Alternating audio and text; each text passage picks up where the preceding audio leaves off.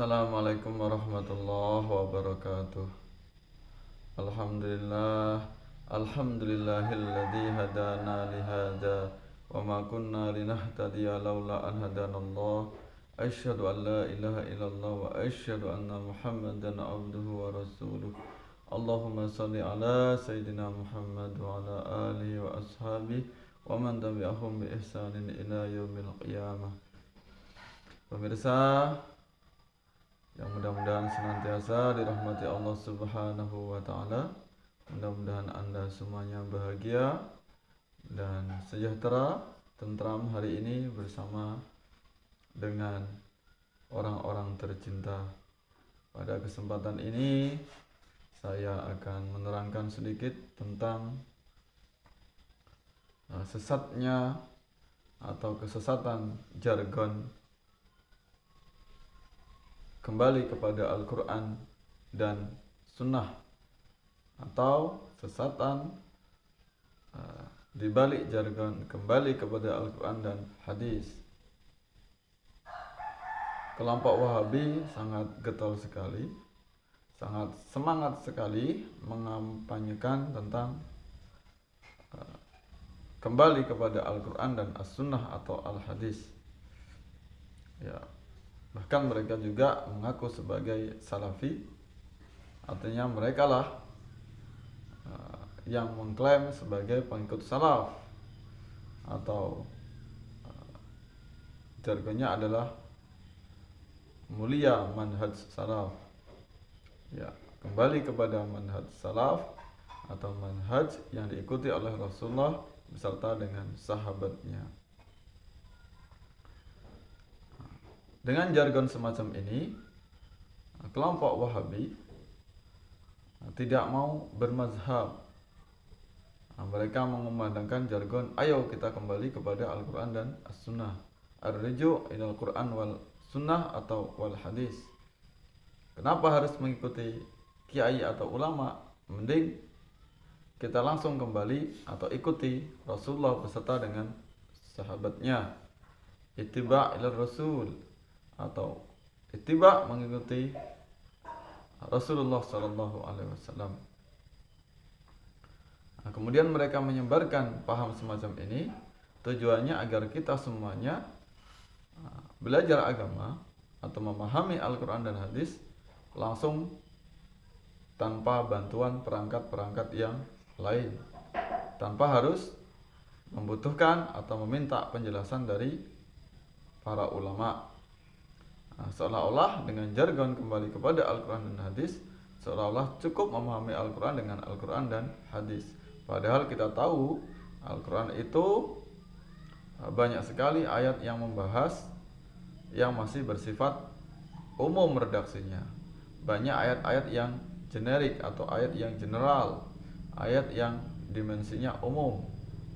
Begitu juga hadis. Hadis itu banyak sekali membahas tentang pemahaman Rasulullah yang belum ditaksis atau memiliki makna atau penafsiran yang bermacam-macam. Seolah-olah dengan cukup Al-Quran dan hadis akan ahli semuanya. Padahal kita tahu Rasulullah sendiri yang hidup bersama dengan Rasulullah, mereka bukanlah orang yang paham. Tidak semuanya. Ya, ada tokoh-tokoh sahabat yang ahli Al-Quran dan hadis, ada pula sahabat Rasulullah, dan mayoritas sahabat Rasulullah mereka bukanlah orang yang ahli tentang tafsir, bukan ahli tentang Al-Quran, dan mereka juga banyak yang tidak ahli tentang hadis. Nah, dengan jargon kembali kepada Al-Quran dan hadis, ini sasarannya adalah masyarakat awam, terutama generasi muda, anak-anak milenial. Mereka cukup belajar di internet, kemudian mengikuti link atau channel atau portal keislaman yang berkiblat kepada Wahabi. Nah, maka sasarannya adalah masyarakat awam, sehingga mereka bisa tertipu seolah-olah dengan mengikuti channel mereka, mengikuti portal mereka, mereka menjadi ahli dalam bidang agama. Padahal mereka sama sekali tidak mondok sebelumnya.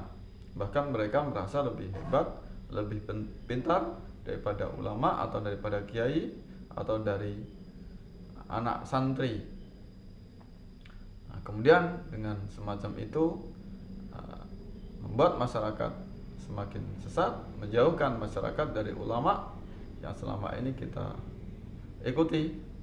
Jadi menjauhkan masyarakat awam dari ulama yang muktabar, ulama yang sanadnya jelas-jelas lurus, jelas-jelas sanadnya bersambung atau mutasil sampai kepada Rasulullah. Kemudian jargon kembali kepada Quran dan As-Sunnah sebenarnya adalah sebuah taqiyah ala Wahabi, ya, sebuah bentuk penipuan masyarakat awam. Mereka mengajak anti madhab, mengajak untuk tidak mengikuti madhab, hanya mengikuti Rasulullah dan sahabat, anti kepada ulama atau kiai, keluar dari mazhab. Tapi sebenarnya mereka itu mengajak kepada mazhab yang lain, yang saya sebut sebagai mazhab Wahabi. Walaupun mereka mengklaim atau mengaku sebagai kelompok yang anti madhab, tidak perlu pakai mazhab-mazhaban. Kalau pakai mazhab nanti menyebabkan perpecahan umat, kata mereka. Dengan mazhab akan semakin banyak sekali perbedaan, bermunculan berbagai macam perbedaan yang kata mereka menyebabkan perpecahan. Jadi cukup ikut Rasulullah dan sahabat.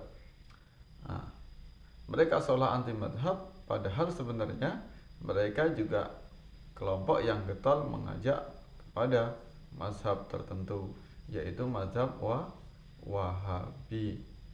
Kenapa disebut mazhab Wahabi? Ya jelas, karena ide, pemikiran, gagasan, amaliyah semuanya yang mereka propagandakan, mereka promosikan adalah pemikiran dan amaliyah kelompok Wahabi yang dipelopori oleh Muhammad bin Abdul Wahhab. Jadi kelompok atau pengikut Wahabi ini tidak akan keluar dari beberapa tokoh yang saya sebutkan.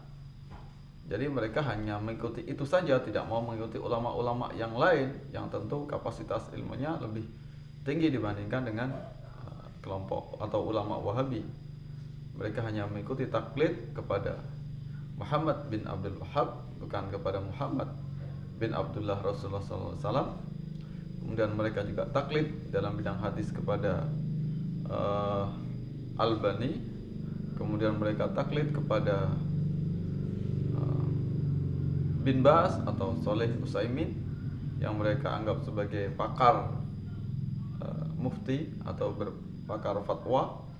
Kemudian mereka mengikuti akidahnya dari Ibnu Taimiyah yang mempelopori akidah Trinitas Tauhid, yaitu uluhiyah, rububiyah, asma wa sifat. Jadi kita tahu dan kita paham bahwasanya kelompok Wahabi hanya mengulang-ulang atau mengajarkan, mempromosikan tokoh-tokoh Wahabi yang saya sebutkan tadi. Jadi mereka mengajak keluar dari lingkaran mazhab, tapi kemudian mereka mengajak untuk masuk dalam lingkaran mazhab yang lain, yaitu mazhab Wahabi. Itulah inkonsistensi dari kelompok Wahabi, getol anti madhab tapi masuk ke dalam mazhab yang lain. Dan mereka juga tidak mau kita sebut sebagai Wahabi. Mereka lebih suka, lebih nikmat, lebih enjoy disebut sebagai Salafi, seolah-olah mereka lah yang paling salaf. Kelompok-kelompok yang lain tidak salaf, mereka adalah yang paling sunnah. Kelompok-kelompok yang lain semuanya ahli bid'ah, dan tentunya mereka lah kelompok yang merasa paling benar, paling masuk surga di antara kelompok yang lain. Padahal kita tahu seluruh ormas Islam, seluruh aliran Islam semuanya mengikuti Rasulullah, mengikuti ulama salaf, hanya berbeda perspektif saja. Dengan demikian makanya kita semuanya selaku warga Nahdliyin khususnya dan umat Islam pada umumnya jangan sampai kita terjebak dalam perangkap Wahabi atau taqiyah Wahabi. Silakan ikuti ormas-ormas yang kita ikuti, tapi jangan sampai masuk dalam perangkap Wahabi. Tetap ikuti ulama Ahlus Sunnah wal Jamaah terutama adalah ulama Nahdlatul Ulama. Menderek, senantiasa manut, jangan sampai keluar dari Nahdlatul Ulama. Mudah-mudahan kita semuanya selamat fid dunya wal akhirah, tidak terkena fitnah Wahabi karena kita ikut atau ittiba kepada Rasulullah melalui ulama-ulama yang lurus, ulama-ulama yang memiliki ilmu yang bisa dipertanggungjawabkan. Wallahu muwaffiq ila aqwamit thoriq. Assalamualaikum warahmatullahi wabarakatuh.